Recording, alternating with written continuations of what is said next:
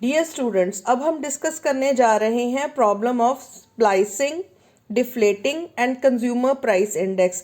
Splicing में हम देखेंगे कि कैसे हम दो सीरीज को आपस में इकट्ठा करते हैं, यानी कि अगर हमारे पास दो डिफरेंट सीरीज हैं जिसमें बेस ईयर डिफरेंट है, तो एक सिंगल बेस ईयर के साथ कैसे दो जो सीरीज है उसको जोड़ा जा सकता है। तो दैट इज स्प्लाइसिंग। डिफ्लेटिंग में हम डिस्कस करेंगे कि कैसे जो प्राइस चेंजेस हैं उनका इम्पैक्ट हमारे जो हमारे वेजेस हैं, हमारे इनकम है, उस पर कैसे इम्पैक्ट करती हैं उनको प्राइसेस, तो उसका हम देखेंगे। और कंज्यूमर प्राइस इंडेक्स में हम स्टडी करेंगे कंज्यूमर के प्राइस इंडेक्स को। तो सबसे पहले हम देख लेते हैं स्प्लाइसिंग की प्रॉब्लम को। तो स्प्लाइसिंग क्या होती है? इसमें हम दो तरीके से स्प्लाइसिंग कर सकते हैं। Splicing of new index series to old index series, यानी कि हम क्या करेंगे कि किसी भी न्यू इंडेक्स सीरीज को पुरानी जो इंडेक्स सीरीज है जिसमें बेस ईयर पुराना लेकर हम चल रहे हैं उसके साथ न्यू सीरीज को हम जोड़ देंगे।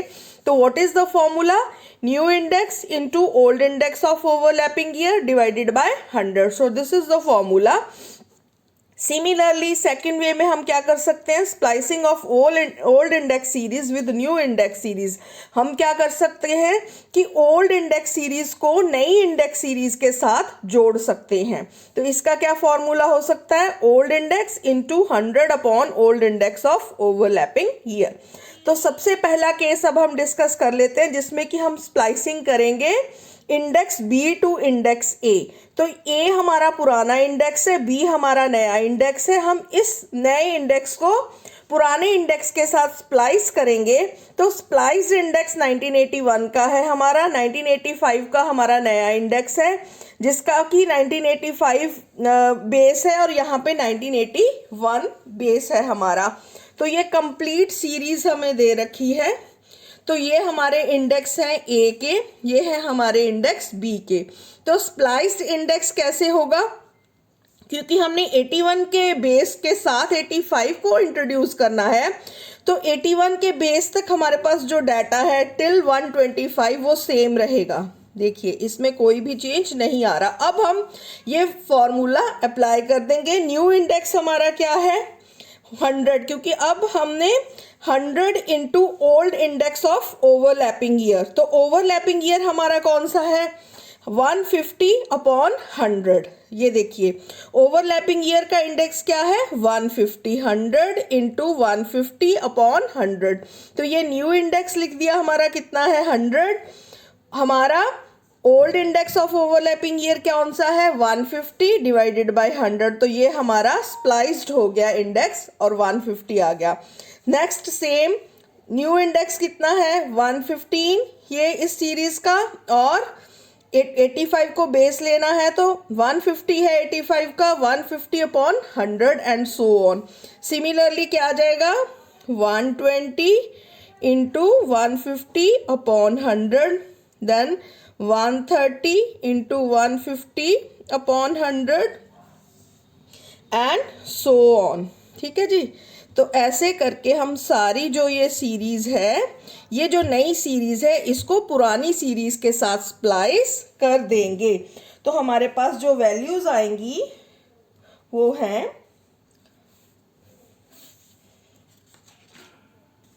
यहाँ पे आ जाएगी हमारी 180, देन 195, देन आएगी 210 एंड लास्ट में आ जाएगी हमारे पास 240। So this is the way कि हमने अपनी सारी की सारी जो सीरीज़ है उसको इंडेक्स बी जो है उसको हमने इंडेक्स ए के साथ सप्लाइस कर दिया। जो 85 का बेस था वो कितना था? 150। उसके साथ हमने जो नया बेस है उसको लिया, उसके साथ 100 के साथ डिवाइड करके और न्यू इंडेक्स के साथ उसको मल्टीप्लाई कर दिया। This is the formula that we have used. अब हम सेकंड केस देखते हैं। सेकंड केस में क्या है? Splicing of old index series with new. अब ओल्ड इंडेक्स सीरीज कौन सी है? ये है। इसको अब हमने इसके साथ जोड़ना है, ये हमारी न्यू सीरीज है। तो ओल्ड इंडेक्स को जब हम न्यू के साथ जोड़ेंगे तो इसके लिए फॉर्मूला क्या रहता है हमारा? Old index into 100 divided by old index of overlapping year. तो देखिए ये आ गया हमारा 100 इंटू 100 अपॉन 150। ओल्ड इंडेक्स क्या था ओवरलैपिंग ईयर का 150, तो ये हमारे पास कितना आ गया 66.67। ठीक है, अभी नेक्स्ट भी हम ऐसे ही कर रहे हैं। नेक्स्ट क्या आ जाएगा 110, ये 110 इंटू 100 अपॉन 150, तो ये हमारे पास आ जाएगा 73.33। देन 120 इंटू 100 अपॉन 150, तो ये हमारे पास आ जाएगा 80.0 एंड सो ऑन। ये हमारे पास नेक्स्ट आ जाएगा 88.33 और फिर ये हमारे पास 100 and rest will remain the same. क्योंकि हमने इस सीरीज के साथ पुरानी सीरीज को जोड़ना है, तो इस सीरीज को अब हमने इसके साथ जोड़ दिया, ये आ गई हमारी ये सीरीज इस सीरीज में कन्वर्ट होके यहाँ पे आ जाएगी। तो इस तरह से हम स्प्लाइसिंग जो है कर सकते हैं। 2 मेथड्स हैं हमारे पास, एक जिसमें कि हम नए इंडेक्स को पुराने इंडेक्स के साथ जोड़ते हैं और दूसरा हम ओल्ड इंडेक्स सीरीज को नई इंडेक्स सीरीज के साथ जोड़ते हैं। So this is the way to splice. Next अब हम डिस्कस करने जा रहे हैं डिफ्लेटिंग ऑफ इंडेक्स नंबर्स। अब इंडेक्स नंबर्स जो हैं, हमें पता है कि हमारे जो वेजेस हैं, हमारी जो इनकम है, वो चेंज होती जाती है over the period of time. उसका रीज़न होता है प्राइसेस। तो सिमिलरली हमारे जो इंडेक्सेस हैं, रियल वेजेस से रिलेटेड इंडेक्स, रियल इनकम से रिलेटेड इंडेक्स, वो भी चेंज होते जाते हैं। तो over the period of time जब हम कीमतों की जो इम्पैक्ट है उसको देखना चाहते हैं और उसके अकॉर्डिंगली अपने इंडेक्सेस को चेंज करना चाहते हैं, तो we use deflating of index numbers. जैसे कि यहाँ पे मैंने रियल वेजेस को बताया है। कैसे कैलकुलेट करते हैं हम हमेशा real wages? Money wages divided by price index into 100। Similarly अगर हमने रियल इनकम को फाइंड आउट करना है तो मनी इनकम को कॉस्ट ऑफ लिविंग इंडेक्स के साथ डिवाइड करेंगे इनटू 100। तो ये हमारे पास रियल इनकम या डिफ्लेटेड इनकम आ जाएगी। सिमिलरली रियल वेज इंडेक्स कैसे आएगा? Real ways of current year divided by real ways of base year into 100। This formula is simple and basic formula. Similarly income का भी अगर आपने रियल इनकम का index करना है तो करंट ईयर की real income divided by base year की रियल इनकम इनटू 100। तो देख लेते हैं कि कैसे कैलकुलेशन होती है। यहाँ पे हमारे पास डाटा दे रखा है 1980 से 1986 का, हमारे पास वेजेस दे रखे हैं और हमारे पास प्राइस इंडेक्स दिया हुआ है। तो सबसे पहले हमने क्या फाइंड आउट करना है? Real wages.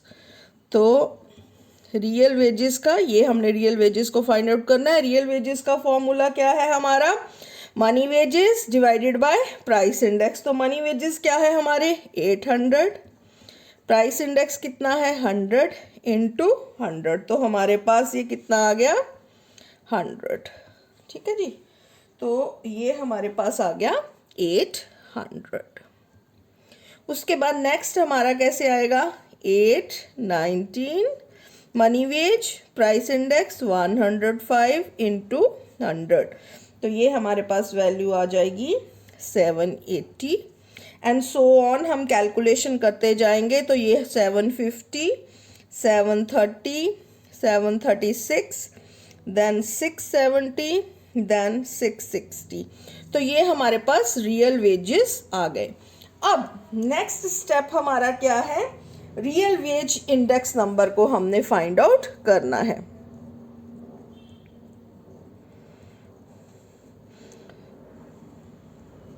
तो रियल वेज इंडेक्स जो है उसका क्या फॉर्मूला है? Real wages of current year. तो अगर हम इसको 100 ले लेंगे तो करंट ईयर का हमारा इंडेक्स डिवाइडेड बाय प्रीवियस जो ईयर है जिसको कि हम बेस ईयर मान रहे हैं। अगर तो हम फिक्स्ड के अकॉर्डिंगली चले तो अगर हमने बेस ईयर मान लीजिए, यहाँ पे मान लिया 1980 को, 1980 हमारा बेस है, तो 780 डिवाइडेड बाय क्या आ जाएगा हमारा? यहाँ कहता है 800, क्योंकि इसको बेस मान लिया तो ये आ गया हमारा 100 करके हमारे पास आ गया 97.5 एंड सो ऑन। फिर हम कैलकुलेट करते जाएंगे ये आ जाएगा 750। अब इसको भी किसके साथ डिवाइड करेंगे, 800 के साथ, क्योंकि हमने किसको बेस ले लिया है, 1980 को हमने अपना बेस ईयर मान लिया है। तो फिक्स बेस के केस में ये हमारे इंडेक्सेस आने शुरू हो जाएंगे। Then again 730 divided by 800 into 100, तो हमारे पास आ जाएगा 91.25, 92, 83.75 and 82.5 and so on. So this is the way जब हम इंडेक्स नंबर्स को फाइंड आउट कर सकते हैं। तो यहाँ हमने दो चीज़ों को फाइंड आउट किया, रियल वेजेस को और इंडेक्स नंबर को, जिसमें 1980 को हमने अपना बेस लेके अपने इंडेक्स नंबर्स को भी फाइंड आउट कर लिया। So this is the way कि हम अपना जो रियल वेजेस है उनको फाइंड आउट करके, मनी वेजेस अगर हमें दे रखे हैं तो उससे हम रियल वेजेस को फाइंड आउट करके अपना रियल वेज इंडेक्स जो है उसको फाइंड आउट कर सकते हैं। और सिमिलरली हम रियल इनकम और रियल इनकम इंडेक्स को भी फाइंड आउट कर सकते हैं। अब जो हम अपना लास्ट टॉपिक डिस्कस करने जा रहे हैं वो है कंज्यूमर प्राइस इंडेक्स और कॉस्ट ऑफ लिविंग इंडेक्स। हमें पता है कि दिन ब दिन जो प्राइसेस हैं उनमें चेंजेस आते जा रहे हैं, और कॉस्ट ऑफ लिविंग जो है ह्यूमन बीइंग्स की, उसमें over the period of time changes आती हैं। Different groups of people are there, जिसमें कि हम मिडिल क्लास, जो हाई क्लास, डिफरेंट क्लासेस में भी हम लोगों को डिवाइड करते हैं। उनके एक्सपेंडिचर पैटर्न के अकॉर्डिंगली उनके कॉस्ट ऑफ लिविंग में over the period of time change आता रहता है, यानी कि प्राइसेस जो है हर एक वर्ग को अलग अलग तरह से प्रभावित करती है। जैसे स्मॉल मिडिल क्लास फैमिली को डिफरेंट तरीके से प्राइसेस में चेंजेस इम्पैक्ट करेंगी, रिच फैमिलीज को डिफरेंट तरीके से इम्पैक्ट करती हैं। तो कंज्यूमर प्राइस इंडेक्स और कॉस्ट ऑफ लिविंग इंडेक्स की मदद से हम देखते हैं कि कैसे डिफरेंट स्टेटा के लोगों की जो लिविंग कंडीशंस हैं उसमें क्या चेंजेस आए हैं। और कंज्यूमर प्राइस इंडेक्स जो है बहुत ज़्यादा हेल्पफुल होते हैं जब हमने प्राइसेस के इम्पैक्ट को देखना हो, जब हमने कोई गवर्नमेंट ने कोई पॉलिसी फॉर्मुलेट करनी हो कि वो कौन सी क्लास के लिए वो गवर्नमेंट फॉर्मुलेट कर रही है, या गवर्नमेंट ने डीए की किस्त, अगर डीए अलाउंस जो है उसको फिक्स करना हो कि कितना कीमतों ने प्रभावित किया है कंज्यूमर को, और उसके अकॉर्डिंगली डियरनेस अलाउंस जो है वो कितना फिक्स होना चाहिए। तो जो कंज्यूमर प्राइस इंडेक्स है इसको भी हमारे पास मेजर करने के लिए दो मेथड हैं, एक है एग्रीगेट एक्सपेंडिचर मेथड, एक है family budget method. Aggregate expenditure method में हम क्या करते हैं कि हम लास्ट पेज का जो मेथड है वो यूज करते हैं, करंट ईयर प्राइसेस को वेट्स के साथ मल्टीप्लाई, उसका summation divided by base year price into weights into 100। तो ये हमारा कंज्यूमर प्राइस इंडेक्स को मापने का फर्स्ट मेथड है, जिसको हम एग्रीगेटिव एक्सपेंडिचर मेथड कहते हैं। एक हमारे पास फैमिली बजट मेथड है, जिसको कि weighted average of price relative method, इस नाम से हमने इसको पहले डिस्कस किया हुआ है। तो इसमें summation of price relative into total expenses divided by summation of total expenses. तो W यहाँ पे हमारे टोटल एक्सपेंसेस हैं, P यहाँ पे हमारा प्राइस रिलेटिव है। तो P is price relative, W is total expensive. तो इन दोनों मेथड्स को समझाने के लिए हमने एक एग्जाम्पल जो है वो फॉर्मुलेट की है।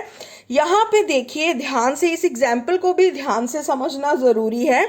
यहाँ पे हमने डिफरेंट आइटम्स दे रखी हैं और हर आइटम के जो वेट्स हैं वो डिफरेंट यूनिट्स में है। जैसे वीट 2 क्विंटल्स में है, राइस 20 kg में है, शुगर 10 kg, घी 5 kg, clothing 25 metres, fuel 40 kg। तो ये हमारे वेट्स हैं, ये हमारा क्यू है। प्राइसेस हमने 2 ईयर्स की ली हैं, जिसमें ऑब्वियसली 1980 को हम बेस ले रहे हैं और 1990 की हमारी करंट प्राइसेस हैं। तो ये हमारी डिफरेंट प्राइसेस दे रखी हैं। तो अब हमारे पास दो मेथड्स हैं। एग्रीगेट एक्सपेंडिचर मेथड में हमें क्या करना होगा, बेस ईयर प्राइसेस को क्वांटिटीज के साथ मल्टीप्लाई कर देंगे, देन करंट ईयर प्राइसेस को बेस क्वांटिटीज के साथ मल्टीप्लाई कर देंगे। तो चलिए कैलकुलेट करते हैं। तो ये हमारे पास क्या आ जाएगा, first of all we will find out P0 Q0। तो ये हमारे पास आ जाएगा 150, 240, 120, देन 50, देन 0.5, देन हमारे पास आ जाएगा 400, देन हमारे पास आ जाएगा 25। ये हमने कैलकुलेट किया है P0 Q0। ओके, तो नेक्स्ट है हमारे पास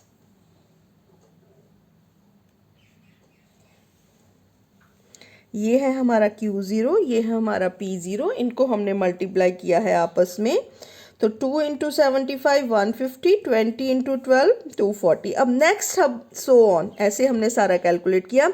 नेक्स्ट हम किसको करेंगे, P1 को Q0 के साथ। ओके, तो ये हमारे पास जब हम करेंगे तो हमारे पास वैल्यू आ जाएगी 250, 320, 160, 75, 125, 480 एंड 40। क्लियर। तो अब इन दोनों का समेशन जब हम ले लेंगे, ये है हमारे पास 1097.5, ये हमारे पास वैल्यू है 1450। तो फॉर्मूला क्या है हमारा, summation P1 Q0 P0 Q0 into 100। तो इनकी समेशन को आपस में कर देते हैं जी डिवाइड। 1450 divided by 10, 957.5 into 100। तो हमारा इंडेक्स क्या आ गया, हमारा कॉस्ट ऑफ लिविंग इंडेक्स आ गया 132.12। तो ये है हमारा फर्स्ट मेथड सिंपल, जिसमें कि हमने summation P1 Q0 divided by summation of P0 Q0 into 100 करके अपना कंज्यूमर प्राइस इंडेक्स निकाल लिया। अब हम नेक्स्ट कैसे निकालेंगे, ये मेथड है हमारा फैमिली बजट मेथड। तो इसमें क्या चाहिए हमें, W क्या है हमारा, P0 Q0। तो ये हमने ऑलरेडी निकाल ही लिया है, तो ये सेम यूज़ कर लेंगे यहाँ पे हम, सेम डाटा। तो ये हमारे पास वैल्यू आई रखी है 1097.5। और अब डिफरेंट क्या निकालेंगे, लिंक रिलेटिव। कौन सा, प्राइस रिलेटिव। तो वो कैसे निकलेगा, P is equal to P1 upon P0 into 100। तो इसको कैलकुलेट करके हमारे पास आ जाएगा। तो देखिए हमारी P1 कितनी है 125, P0 कितनी है 75 इंटू 100। तो जब हम इसको सॉल्व करेंगे we will get 166.66, then 133.3, again 133.3, then 150, 1111.1, 120 and 160। ये हमारे पास आया। नेक्स्ट स्टेप क्या है, P इंटू डब्ल्यू। ये W की वैल्यू है, ये और ये हमारे पास P की वैल्यू है। तो दोनों को आपस में क्या कर देंगे, मल्टीप्लाई। तो मल्टीप्लाई करने के बाद PW जो हमारे पास आएगा वो आएगा 2499, देन 31,999.2, 15,999.6, 7500। तो ये सारा जब सॉल्व कर लेंगे तो इसका टोटल हमारे पास आ जाएगा 144,997.6। तो अब हम क्या करेंगे, फॉर्मूला में पुट कर देते हैं। तो ये आ गया हमारा 144,997.6। इसको किसके साथ डिवाइड करना है हमने, समेशन ऑफ W। तो समेशन ऑफ W हमारे पास ऑलरेडी कैलकुलेटेड है 1097.5, 1097.5 इंटू 100।